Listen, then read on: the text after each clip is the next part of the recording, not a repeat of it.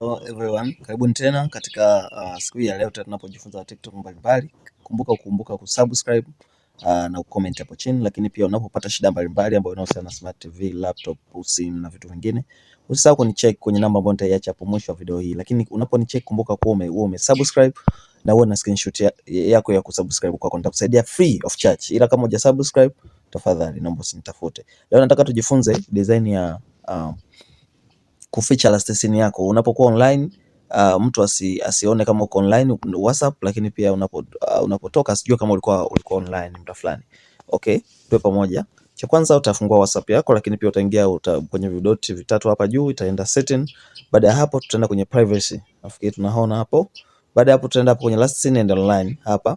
Yes, hapo kwenye who can see my last scene utaweka nobody, lakini pia who can see when online utaweka same as last scene. Baada ya hapo mtu hatakuwa anaona ukiwa online, lakini pia hamna mtu ataona kama last scene yako ilikuwa muda gani tena. Nadhani hapo tumeelewana.